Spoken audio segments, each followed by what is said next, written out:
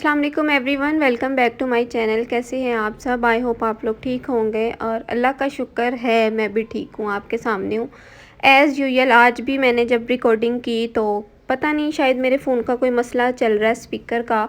जो भी मैं बोलती हूँ उसकी आवाज़ इतनी कम होती है कि मैं जब एडिटिंग करने के लिए बैठती हूँ तो आवाज़ बिल्कुल भी आती नहीं है और मुझे वॉइस ओवर करना पड़ता है। और यहाँ पर अभी हम लोग आए हुए हैं खाना खाने के लिए। मैं यही बता रही थी आपको कि खाना खाने आए हैं। यहाँ का खाना कैसा है, किस तरह का है, अभी मैंने सिर्फ ऑर्डर किया है। कैसा है खाना वो मैं खा के बताऊँगी आपको। और जगह काफ़ी अच्छी थी, एम्बियंस यहाँ का अच्छा था, फ्लोर पे सिटिंग थी सारी। और वैसे भी आपको पता है कि ज़मीन पर खाना खाना एक तो सवाब भी है और वैसे भी अच्छा खाना खाया जाता है एज़ कम्पेयर टू कि आप टेबल पे बैठ के खाएं। हर किसी की अपनी मर्ज़ी होती है, लेकिन मुझे इस तरह से खाना खाना ज़्यादा अच्छा लगता है। तो जगह अच्छी थी तो हमने सोचा कि यहाँ आते हैं और इन्वायरमेंट काफ़ी अच्छा था। ज़यान ने तो माशाल्लाह आराम सुकून से लेट के खाने का जो ऑर्डर किया था उसका इंतज़ार किया, क्योंकि हम लोग जल्दी आ गए थे, तकरीबन कोई 5:30-6 बजे। और अभी यहाँ पर खाना जो है वो रेडी नहीं था उनका, लेकिन हमने इतने इसके रिव्यूज़ देखे थे कि बस फिर दिल किया कि चलो चलते हैं। और वैसे भी काबुली पुलाव खाने का मेरा काफ़ी दिन से मूड था, तो मैंने सोचा कि ये रेस्टोरेंट है, यहाँ पर मिलता है, तो मैं यहीं पर जाती हूँ। आतिफ़ तो लेट ही गए थे कि इतना हमें खाने का इंतज़ार करना पड़ा था। एक्चुअली हुआ ये था कि जल्दी चले गए थे और रेस्टोरेंट की जो टाइमिंग है वो 6 बजे है। तो खाना उन्होंने बोला कि अभी तो हमारी जो सब चीज़ें हैं वो बन रही हैं। कुछ आइटम्स थी जो अभी अवेलेबल थी, तो उसमें से हमने जो ऑर्डर किया था वो मैं अभी आपको दिखाती हूँ आगे चल के। तो खाना खाना जो है वो आज हमें महंगा पड़ गया, क्योंकि खाना यहाँ का बिल्कुल भी अच्छा नहीं था। बस वही बात है ना, ऊंची दुकान और फीका पकवान। तो हमारे साथ भी कुछ ऐसा ही हुआ। खाना शक्ल से तो आपको अच्छा लग रहा होगा। कंधारी नान ऑर्डर किया था, चपली कबाब थे और काबली पुलाव था जो कि मैंने ऑर्डर किया था, और कबाब जो हैं वो आतिफ़ ने ऑर्डर किए थे। लेकिन राइस का जो मटन था उसमें इतनी स्मेल आ रही थी कि खाना खाया ही नहीं जा रहा था। मैंने सिर्फ थोड़े से चावल खाए थे और उसके अलावा मैंने कुछ नहीं खाया। आप यूँ कह लें कि यहाँ आके हमारे पैसे बिल्कुल ज़ाया ही हुए थे, लेकिन कोई बात नहीं, कभी कभी ऐसा भी हो जाता है। तो आतिफ़ ने क्योंकि अपना जो भी मील ऑर्डर किया था पूरा खा लिया था, मैंने नहीं खाया था, तो वो तो आइसक्रीम खाने के लिए आ गए।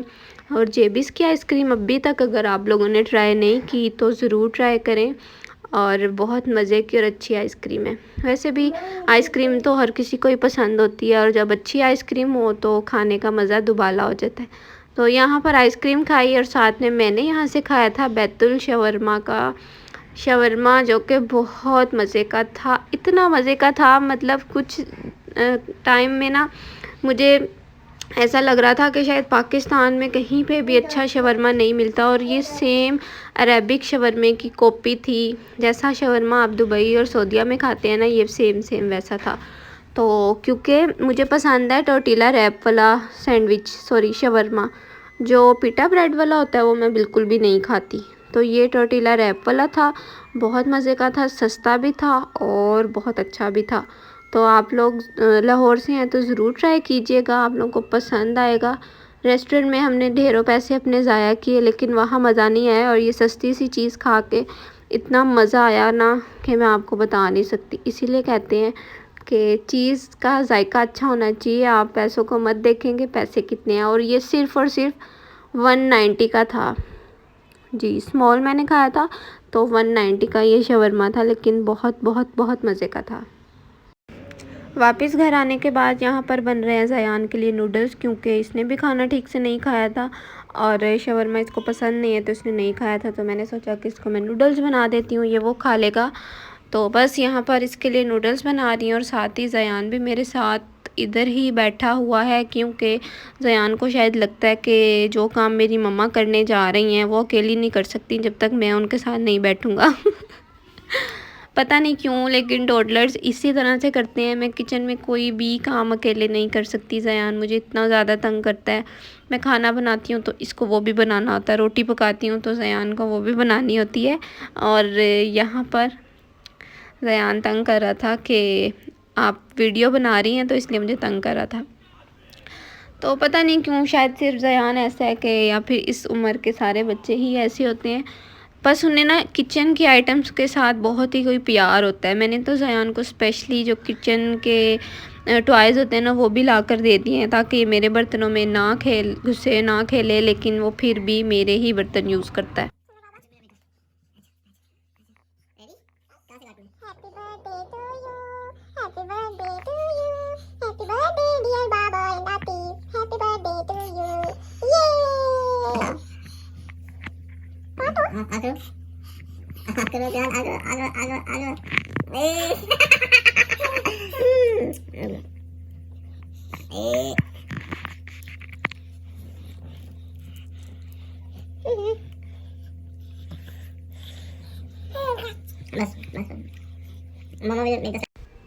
तो चलिए जनाब, बहुत ज़्यादा हमने घूम फिर लिया, खाने भी खा लिए, बाहर की सैर भी कर ली, केक की कटिंग भी कर ली। तो अब वापस आ जाते हैं किचन में, क्योंकि किचन के काम करना भी ज़रूरी है। तो यहाँ पर आज मैं आप लोगों के साथ शेयर करने वाली हूँ बेसन के हलवे की रेसिपी।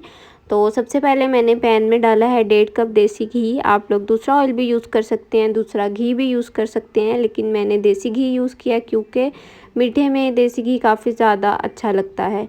देसी घी को गरम थोड़ा सा ही किया था और उसके बाद मैंने इसमें 2 कप के करीब बेसन ऐड कर दिया।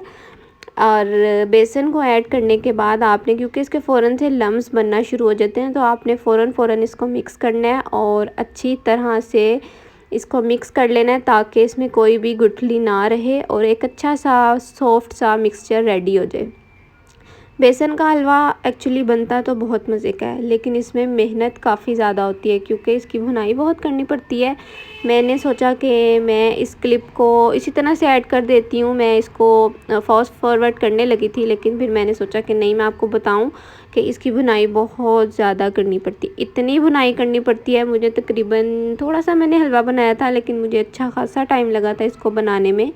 और घी अगर आपको कम लगे तो आप इसमें ऐड कर सकते हैं, कोई इतना बड़ा मसला नहीं है कि जितना मैं आपको बता रही हूँ उतना ही डालें, लेकिन बहुत ज़्यादा भी नहीं डालना आपने कि जो आपका मिक्सचर है वो रनी हो जाए, तो फिर ये जमता नहीं है बाद में, क्योंकि इसकी हमने टुकड़ियाँ काटनी है जब ये रेडी हो जाएगा। अगर इसमें घी ज़्यादा होगा तो फिर वो ठीक से जमता ही नहीं है, ना ही उसकी टुकड़ी निकलती है, टूटता रहता है। तो आपने ध्यान रखना है इस बात का। और यहाँ पर मैंने थोड़ा सा घी ऐड किया था और अब मैं दोबारा से इसकी अच्छी तरह से भुनाई करूँगी।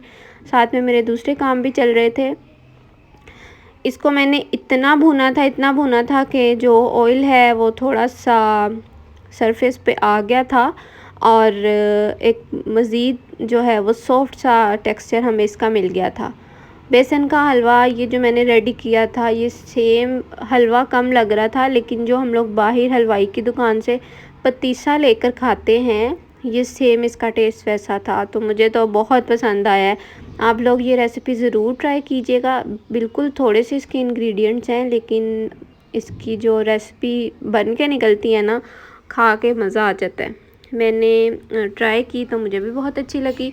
और कुछ मैंने बादाम यहाँ पर काट लिए थे जो मैं गार्निश के लिए यूज़ कर लूँगी। आप लोग इसमें कोई भी ड्राई फ्रूट्स ऐड कर सकते हैं, बादाम, पिस्ता और कुछ भी जो आपको अच्छा लगता है। अखरोट भी डाल सकते हैं, लेकिन मैंने सिर्फ बादाम डाले थे क्योंकि जब बादाम आप खाते हैं ना तो मुंह में आते हैं, तो उनका फ्लेवर भी बहुत अच्छा लगता है।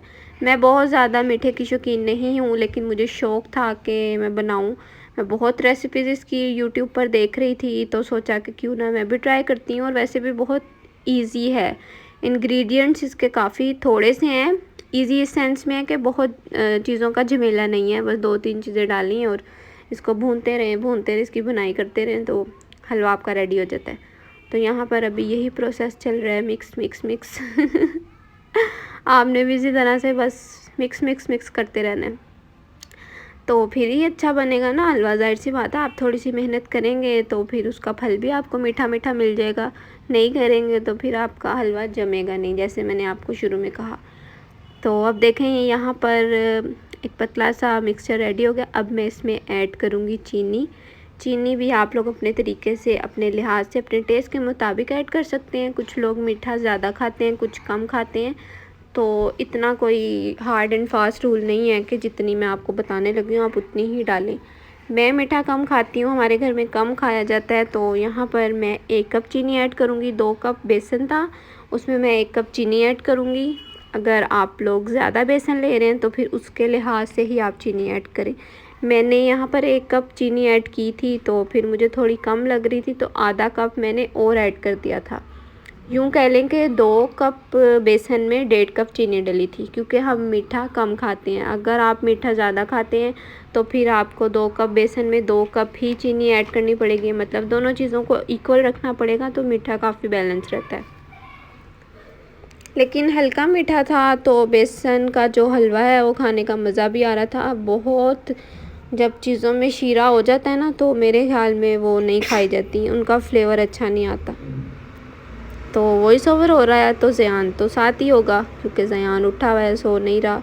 वैसे भी जब ज़यान सो जाता है तो मेरा फिर दिल भी नहीं करता कि मैं वीडियो को एडिट करने के लिए बैठूं, और जब ये उठा होता है तो फिर मुझे इस पर थोड़ा सा गुस्सा भी आता है कि ये मुझे तंग कर रहा है। लेकिन कोई बात नहीं, सब चलता है, अब क्या करें। यहाँ पर मैं थोड़ी थोड़ी करके इसमें पाउडर शुगर है वो ऐड करूँगी। आप लोगों ने पाउडर शुगर ही यूज़ करनी है। दूसरी चीनी आपको पता है कि जब भी आप लोग यूज़ करते हैं वो फिर चीनी पानी छोड़ती है, उसका शीरा सा बन जाता है और मिक्सचर को हैंडल करना आपके लिए बहुत ज़्यादा मुश्किल हो जाएगा, मेहनत आपकी डबल हो जाएगी। तो इसीलिए आप लोगों ने पाउडर शुगर का इस्तेमाल ही करना है। तो जैसे ही मैंने इसमें चीनी ऐड की थी तो मिक्स करना को थोड़ा सा मुश्किल हो गया था, लेकिन बस ये इसका लास्ट स्टेप है। इसके बाद आपने थोड़ी सी मज़ीद इसकी चीनी के साथ भुनाई करनी है, तो मज़ेदार सा जो बेसन का हलवा है वो रेडी हो जाएगा। मैंने तो इसको बेसन की बर्फ़ी का नाम दिया था, क्योंकि लास्ट में मैंने इसकी टुकड़ियाँ काटी थी तो सेम बर्फ़ी ही लग रही थी। तो बस किसी भी खुले बर्तन में आप इसको निकाल सकते हैं और ठंडा करने के लिए रख सकते हैं 1-2 घंटे के लिए। वैसे भी आजकल सर्दी है तो ये जल्दी ठंडा हो जाएगा। अगर आप आगे जैसे मौसम चेंज हो रहा है, गर्मियों में बना रहे हैं, तो फिर आपको इसको फ्रिज में रखना पड़ेगा। अच्छी तरह से आप इसको ट्रे में सजा लें और लास्ट पर इस पर जो मैंने बादाम काटे थे मैं वो डाल दूँगी, तो हलवा मेरा हो जाएगा रेडी। और आई होप आप लोगों को आज की रेसिपी और आज का ब्लॉग पसंद आया होगा। बस यहीं तक थी मेरी आज की वीडियो। इंशाल्लाह आपसे मुलाकात होगी एक नई एक्साइटिंग वीडियो के साथ। अपना रखिएगा बहुत सारा ख्याल। Till then bye, take care, अल्लाह हाफिज़।